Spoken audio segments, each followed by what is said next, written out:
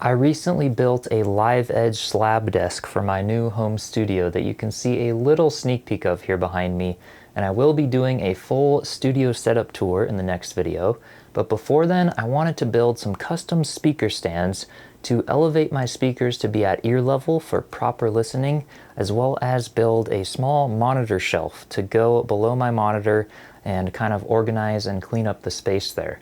And I will be building those out of this beautiful live edge walnut board here, which I think will contrast the lighter maple of the desk beautifully, especially with sort of the brighter top and bottom edges here that it has on it. I think they will really pop and look super nice, especially when the finish goes on. So with that said, stay tuned and let's get building. I started by cutting about a 20-inch piece off the end of the walnut board that would be used to make the speaker stands, and the remaining longer piece would be for the monitor shelf, which would later be cut to a final length of 36 inches. I could then run the boards through my planer to make them perfectly flat and smooth, and I could have done this step before cutting the board into two pieces, but the section that I cut off was a bit more warped and twisted than the rest of the board, so by cutting it and planing the pieces separately, I was able to split the difference in the twist of the board and take off less material to keep them as thick as possible. And once they were flat, the final thickness ended up being just over 3/4 of an inch. I then took the longer piece and cut it to exactly 36 inches long for the monitor shelf. And I should also mention that when you're cutting a board with live edges on both sides, there's nothing to square off of. So in this case, I drew a straight line through the average center of the board and then squared off of that line to mark my cuts on each end so that they could be square and parallel with each other. And once the monitor shelf was cut to the final dimensions, I set it aside to start working on the speaker stands. My plan for the speaker stands is to build the center risers out of wood and then attach aluminum plates on the tops and bottoms. And to create each of the risers, I have to turn the board into 4 pieces that look something like this, with 45-degree cuts on the edges so that I could glue them together in a square to create the risers. So I started by cutting the board in half down the middle so that I could have straight edges to run against the guide on my table saw in order to make the 45-degree cuts. And that's exactly what I did next. I set my table saw up with the blade tilted at 45 degrees so that the maximum width between the blade and the guide was 3.5 inches at the top of the board, since the risers were going to be 3.5 by 3.5 inches. And be very, very careful when doing this. Make sure to not have your fingers too close to the blade, and wear eye protection because the saw can kick back, which can be pretty dangerous. So I would also advise you to look at other videos about how to push the wood through the saw, and where to apply pressure to minimize the chances of it kicking back at you.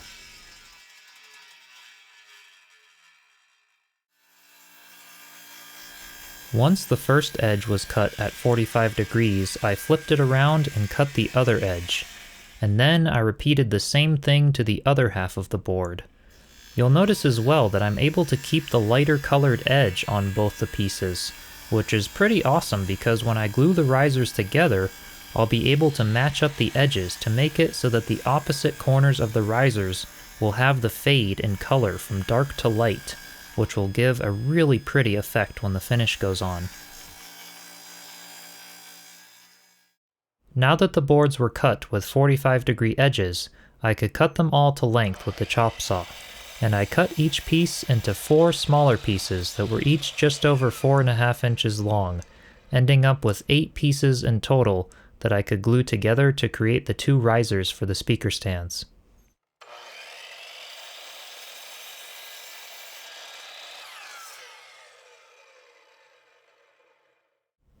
And to glue them, I used Titebond wood glue and spread it all over the edges, and then I could line the pieces up and clamp them in place to dry.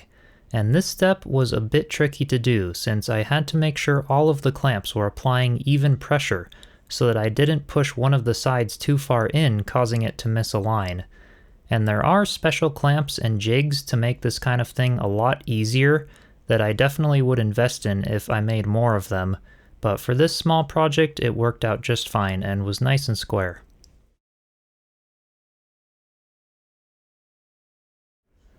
While I waited for the glue to dry on the risers, I moved back to the monitor shelf and filled in all of the small knot holes and cracks with epoxy, and once everything was dry, I could move on to the next step of squaring up the risers and then sanding everything. The tops and bottoms of the risers needed to be perfectly flat and square to attach the aluminum plates and have the speakers be level, so I used the chop saw to zip a little slice off of each end to square them up and also cut them to a final height of exactly 4.5 inches. And once they were cut, I could start sanding them, and I sanded up to 180 grit sandpaper.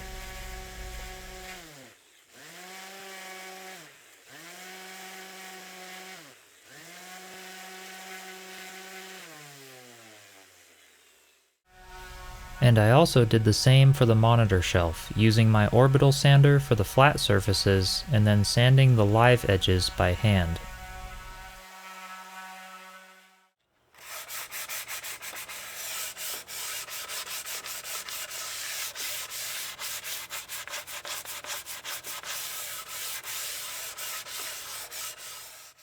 Now it was time to start creating the aluminum plates that would attach to the risers. And for those, I'm using 1/4 inch thick aluminum plates and cutting them into 4 sections that are 10 inches long by 8 inches wide, which I found to be the perfect size for my speakers, which are KRK Rocket 7s, but these stands will probably work great for any 5 to 8 inch speakers if I ever wanted to change sizes in the future. I got these aluminum plates off Amazon, and I'll leave a link in the description if you're interested, but they started out being 10 inches by 17 inches, so I bought 2 of them, one for each speaker stand, and because they were already 10 inches wide, all I had to do was cut about 1 inch out of the middle to create my 8 by 10 inch pieces. And I cut them using my chop saw with a wood blade, since aluminum is a soft metal, and I mentioned it in another one of my videos, but I lubricate the blade with beeswax, which works amazing for this kind of thing. My saw only cuts about 6 inches though, and since the plates were 10 inches wide, I cut through half of it and then flipped it over, lined it up, and cut the other half. And the cuts went really smoothly and well, all things considered.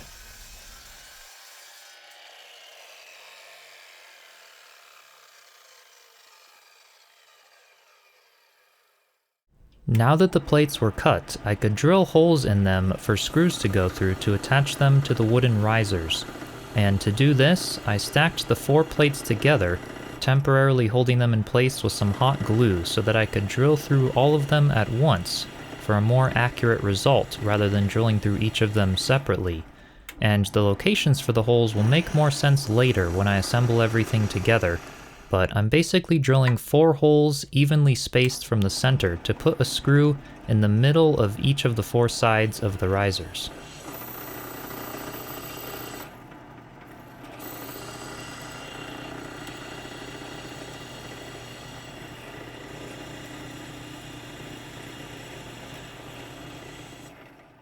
Once the small screw holes were drilled, I peeled the protective sheets off each of the plates, and then used a larger drill bit to countersink each of the holes, so that the screw heads would sit flush with the surface of the plates.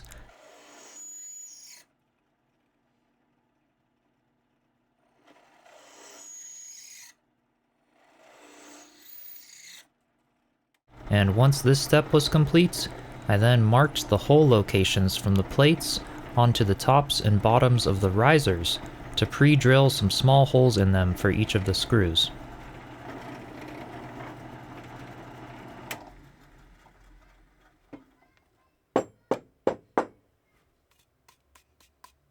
Now it was time to finish the aluminum plates, and I wanted to paint them black to match my setup, so before painting them, I took some time to file and sand the sharp edges as well as round the corners so that the edges could all be smooth and more professional looking.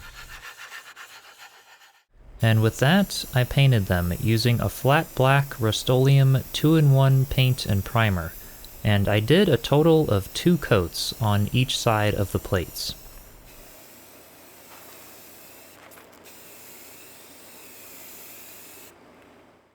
While I waited for the paint to dry, I got started on applying the finish to the monitor shelf and wooden risers.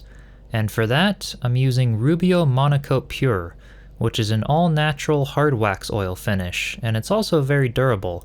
It's actually the same finish I used on my live edge slab desk, which turned out really nice. So to start, I'm mixing it in a 2-to-1 ratio with the included accelerator, which basically just speeds up the process for drying and curing, rather than just using the oil. And the process for applying it is pretty simple. I'm just drizzling it over the wood, and then spreading it around to let the wood soak up as much as it wants. And I absolutely love how it looks with the walnut, and it really brings out the color and the contrast in the wood. And for the edges, I'm just using a rag to apply the finish. I did the same thing for the risers as well, and you can really start to see the lighter contrast in the corners like I was mentioning earlier.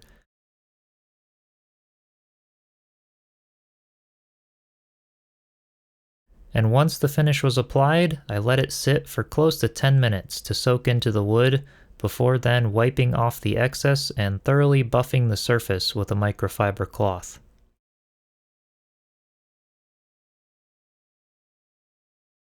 The next step was to attach these small furniture leveling feet to the underside of the monitor shelf, but there's one problem that needs to be fixed before I do that. Yeah, I really don't like how shaky and cheap quality they are. Now, they definitely don't have to be anything super fancy or strong since they're just supporting my small monitor shelf, but I really wanted to do something about the shakiness.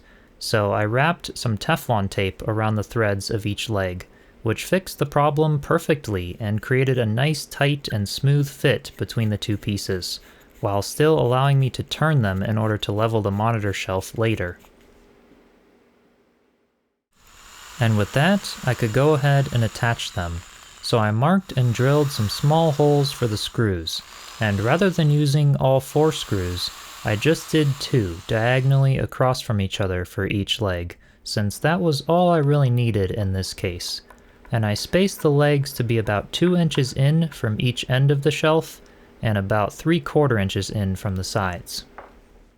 I could also assemble the speaker stands by screwing the aluminum plates to the tops and bottoms of the risers. So I lined up the 4 holes on each plate to the 4 holes in the riser and used some small screws to secure them into place. And for this, you can use any screws you'd like that will fit. And if I wanted to get fancy, I'd buy some black screws to match. But these are just leftovers that I already had, and the screws won't be visible anyway, so I don't mind that they were silver. And for those of you wondering, the finished height of the speaker stands is around 5 inches. Once the stands were both assembled, there was one last step, which was to cut some pieces of EVA foam to glue to the bottoms of each stand for when I placed them on my desk.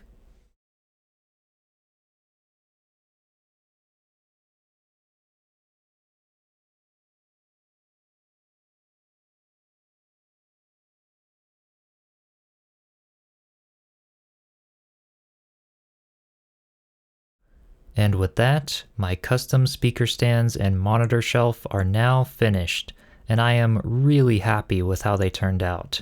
They are very solid and high build quality, and I think they'll fit my setup perfectly and go well with the desk that I built. And here's a little sneak peek of how they look on my desk, so be sure to stay tuned for the next video, which will be a full tour and walkthrough of my studio setup.